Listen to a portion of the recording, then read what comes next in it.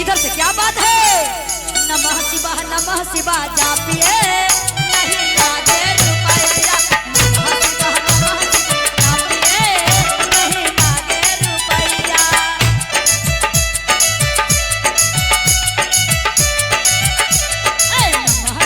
नमः शिवाय जापिए नहीं लागे रुपया। क्या बात है?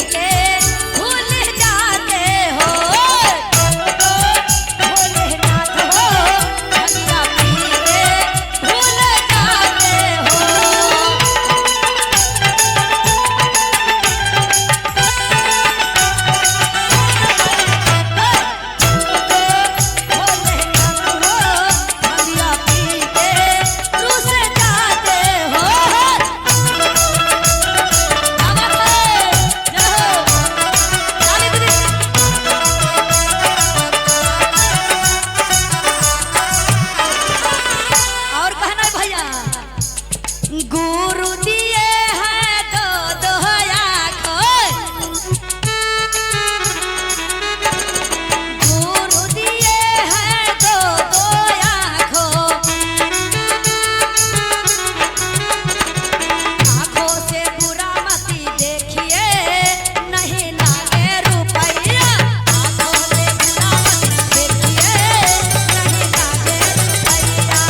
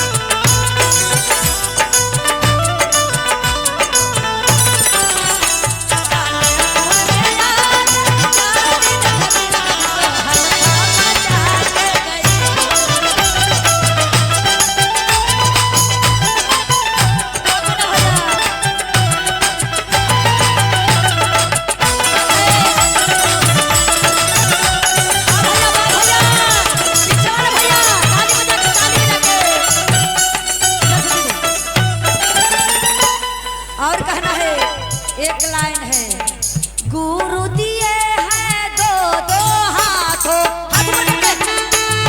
हाथ पकड़ के भैया दीदी इधर से मीठा मीठा में ये शिव चर्चा है, शिव चर्चा है भैया। ये जो शिव चर्चा में ताली बजाने से भैया 3 फायदा होता है जी। ताली बजाने से 3 फायदा होता है। तो जब ले ताली ना बजेबू तो हमार बाबा खुश न होई हन आ न माई।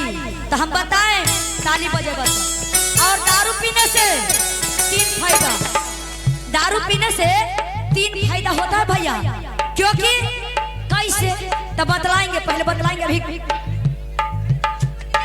दोनों हाथ ऊपर कीजिए। जब बाबा ने भोलेनाथ में भगवान जी ने दो हाथ दिए हैं, जिनको जिनको इधर से 2 हाथ दिए हैं, दोनों हाथ उठाइएगा।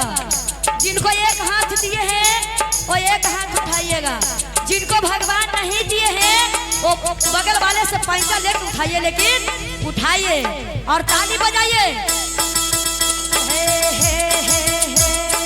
गुरु दिए हैं दो हाथों,